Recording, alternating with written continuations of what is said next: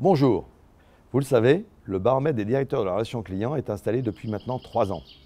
La lecture des 3 baromètres précédents met en lumière un phénomène qui ne va cesser de s'accélérer, à savoir une agilité permanente et constante nécessaire pour un alignement entre la stratégie, la tactique et les moyens opérationnels.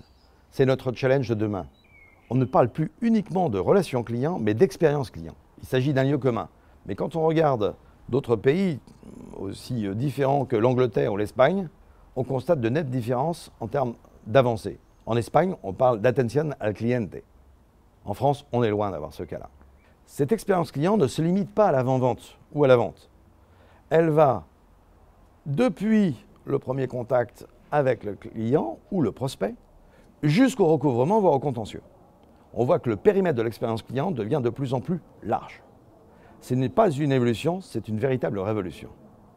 Des postes de responsable, du directeur de l'expérience client commencent à voir le jour de manière beaucoup plus systématique, comme dans les pays anglo-saxons par exemple.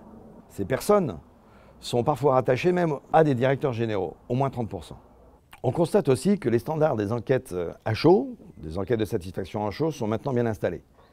C'est plus sur leur exploitation opérationnelle, commerciale, de lutte contre l'attrition, que les directeurs de la relation client maintenant se penchent, ou que d'autres services qu'on a évoqués tout à l'heure, tels le marketing, le commercial, peuvent utiliser en collaboration avec les directeurs de la relation client. Enfin, on pressent bien que dans certains secteurs, le challenge de l'expérience client va toucher le back-office. Et là, l'avancée de ces entités de back-office, ou de middle office, suivant les métiers, sont bien différentes. Et des mutations sont extrêmement importantes, tant en termes d'organisation que système d'info, humain ou de management, puisque jusqu'ici, les entités étaient, entre guillemets, cloisonnées, éloignées du client.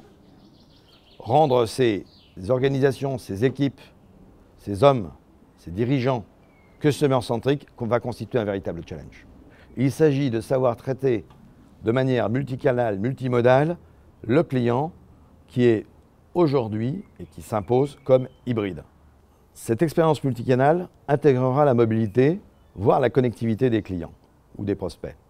On constate un tassement des investissements sur les réseaux sociaux. En l'occurrence, l'analyse qu'on peut peut-être pousser sur ce sujet-là, c'est que les entreprises sont dans une phase de digestion et de préparation opérationnelle sur un sujet d'une complexité redoutable, et sur lequel peu d'entreprises sont véritablement prêtes, à part celles qui sont nées avec le Web 2.0. La transformation multicanale sera digitale, mais sa digitalisation n'exclura pas l'excellence, que ce soit en self-care ou avec les relations humaines. Les clients vont attendre de plus en plus une qualité de service et de relations extrêmement importante. L'excellence doit être en rendez-vous. Bien sûr, des réponses toujours plus claires, toujours plus pertinentes, toujours plus rapides, si possible en un temps, le first call resolution, mais aussi avec une capacité d'écoute, de découverte, de conseil et d'émotion. Tout comme le téléphone n'a pas détrôné la vente physique, la digitalisation ne va pas détrôner la relation humaine quand celle-ci apporte une véritable valeur ajoutée. Et c'est un besoin du client, tant en vente qu'en après-vente. D'ailleurs, il y a fort à parier que les outsourceurs, les offshoreurs, devront relever ce challenge, puisque les donneurs d'ordre auront ce degré d'exigence de gestion de l'interaction, mais aussi de l'émotion. De nouvelles méthodes, de nouveaux outils vont devoir être mis en place. Les CRM ne sont pas unifiés.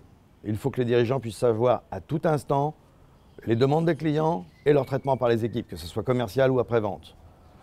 Il faut être capable de traiter les informations en big et en small data. C'est un enjeu marketing majeur. C'est un enjeu commercial majeur. C'est aussi un enjeu d'attrition majeur. On le voit, la France n'est pas en avance sur ce sujet-là. Plus que la symétrie des attentions entre les équipes et les clients, ce sont les symétries des intentions entre les décideurs, les équipes et les clients qui devront se conjuguer dans un univers en permanence fluctuant. Le client, qui était un ROI, devient maintenant un roi. Merci de votre attention.